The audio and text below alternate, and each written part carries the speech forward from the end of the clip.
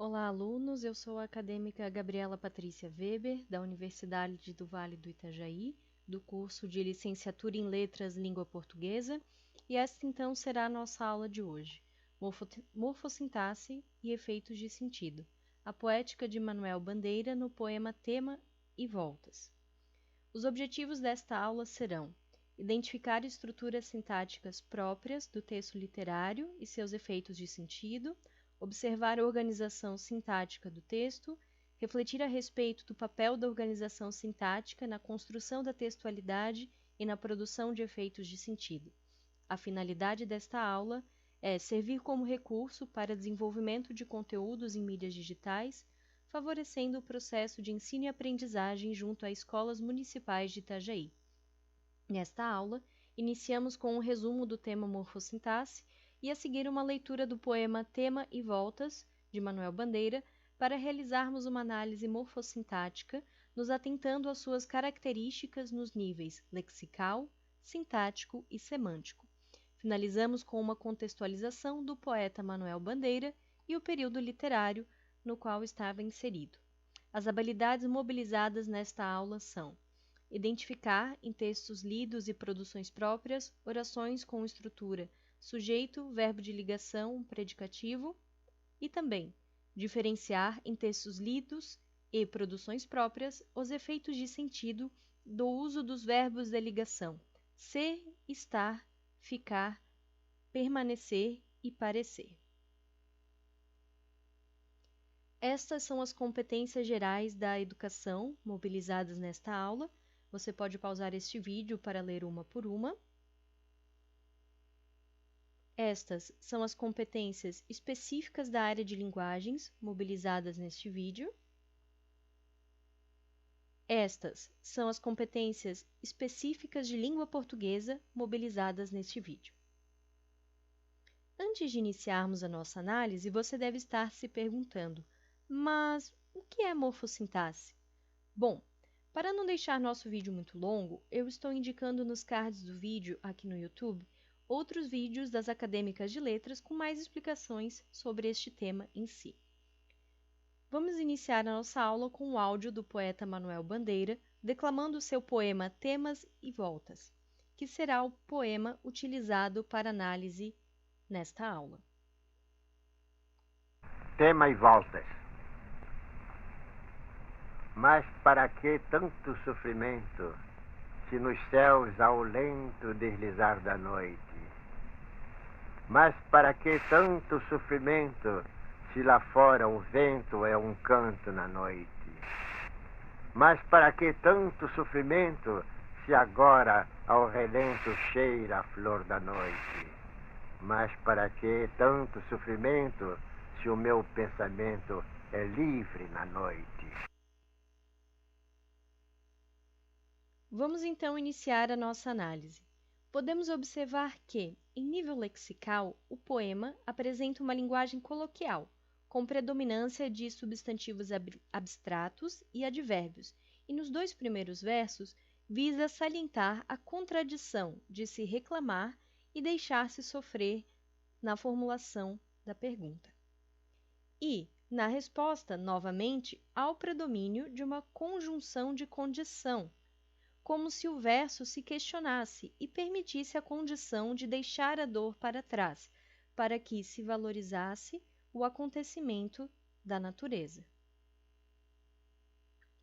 Os verbos estão no presente, respondendo à pergunta em forma de metáforas. A, é, cheira, é, pois, ao reclamar da dor, acaba se perdendo o belo espetáculo que a natureza oferece naquele momento. A pergunta é sempre retórica e apresenta substantivos abstratos que valorizam o sentido do poema. Há também no poema uma enumeração parcial ao final dos versos, pois os quartetos têm um substantivo ou uma palavra substantivada ao final, havendo uma pequena exceção apenas no terceiro verso do primeiro quarteto, que possui um adjetivo: sofrimento lento, sofrimento, vento, sofrimento, relento, sofrimento, pensamento. Os substantivos abstratos refletem a imagem transmitida pelo poema. Em nível sintático, o poema possui combinações de substantivos abstratos, quando há o predomínio de enjambeman em todos os versos, nos dois primeiros, que são a pergunta "Mas para que tanto sofrimento?" e nos dois últimos, que seriam a resposta ou explicação para se negar tanto sofrimento, se lá fora há o lento deslizar da noite. O poema apresenta repetição nos dois primeiros versos, a pergunta, e, ao longo do texto, nas três primeiras estrofes, mas para que tanto sofrimento?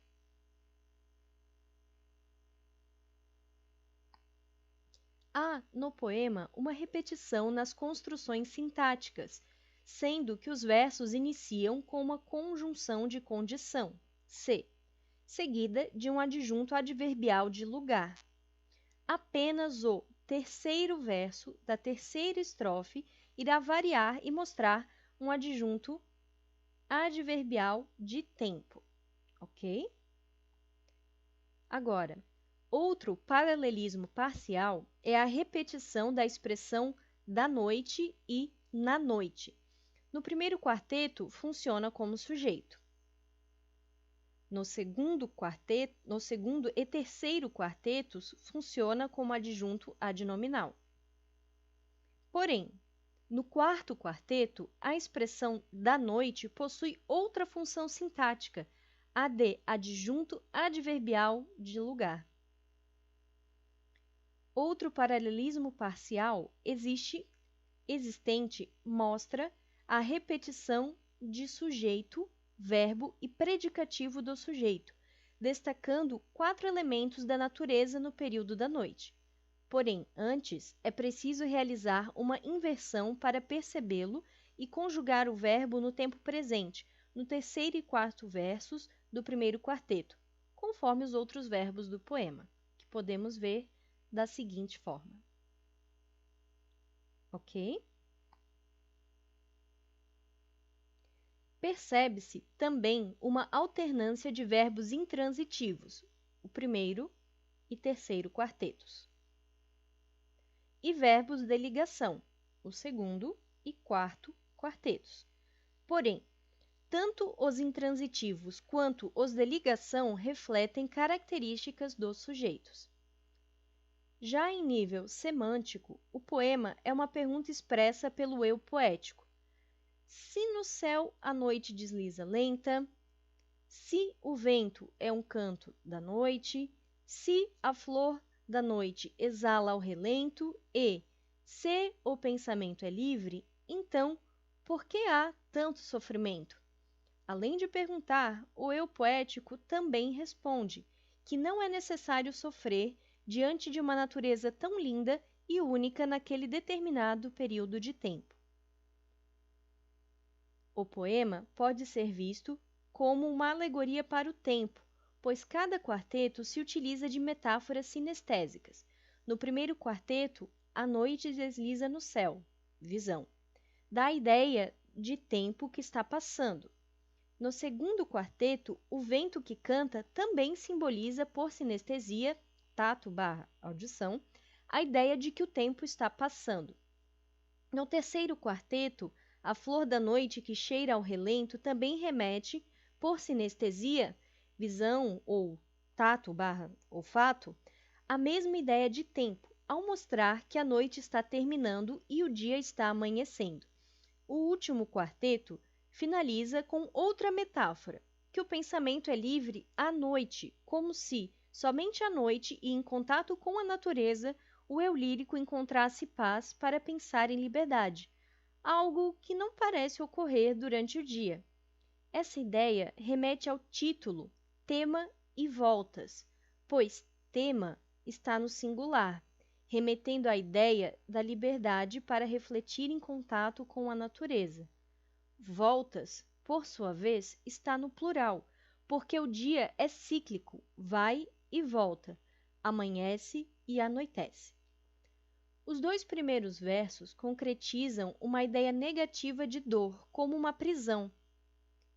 Já os 2 versos finais de cada quarteto, com o uso das palavras céus, vento, relento e pensamento, remetem a uma ideia de liberdade, uma ideia positiva, e assim também retoma-se a ideia do título, em que a indagação negativa está sendo feita nos 2 primeiros versos, e os acontecimentos naturais e cíclicos, que remetem a uma sensação de liberdade, estão no 3º e 4º versos de cada estrofe. Ao produzir o poema Tema e Voltas, Bandeira se permitiu algumas diferenças e variações dentro da métrica e na construção de seus versos, visando a grandeza de ideias e não ficando preso à métrica ou à rima. Ao não seguir rigorosamente as construções lexicais e sintáticas, o autor realizou quebras das rimas para priorizar o sentido de seu poema. Não é o caso de eliminar todas as regras existentes, mas de não tornar o poema escravo das regras, valorizando a grandeza do poema, mesmo com pequenas alterações sintáticas ou semânticas. Assim, dando à criação poética e ao poeta o que Bandeira busca: o lirismo como libertação. Ao criar esse poema, Manuel Bandeira seguiu métricas e rimas, utilizou-se de repetições e metáforas e trabalhou arduamente para que a sua criação poética tivesse a beleza estética que conseguiu transmitir em seu poema. O mesmo ocorreu no nível lexical, pois a enumeração necessitou ser alterada para que o sentido, a beleza e o ritmo do poema novamente não se perdessem, e assim realizou sucessivas alterações, como a alternância de verbos ou o uso de adjunto adverbial no nível sintático, que vão ao encontro das alegorias analisadas no nível semântico. Elas apenas comprovam que, novamente, o que guia o poema é a imagem e o significado buscados e que o poema não se tornou escravo das regras. E, por fim, o poeta utiliza várias mudanças em prol da beleza da imagem que o poema busca despertar no leitor/ouvinte e conquista, assim, a liberdade poética desejada. E aí? Ficou curioso ou curiosa para conhecer um pouco mais sobre Manuel Bandeira? Bom, Manuel Bandeira viveu de 1886 a 1968. Além de poeta, também foi crítico literário e de arte, professor de literatura e tradutor brasileiro, e ainda fez parte da geração de 1922 e da literatura moderna brasileira. O movimento modernista, do qual Bandeira faz parte, considerou as formas tradicionais das artes e literaturas como formas ultrapassadas. Na criação literária, o movimento era contrário a tudo que impedisse a criação livre. O poema Tema e Voltas foi publicado pela primeira vez no livro Belo Belo, no ano de 1948, na cidade de Rio de Janeiro. E estas foram, então, todas as referências bibliográficas utilizadas para a construção desta videoaula. Ok? Você pode dar uma olhada. E esta, então, foi a nossa aula de hoje. Espero que vocês tenham gostado e até uma próxima!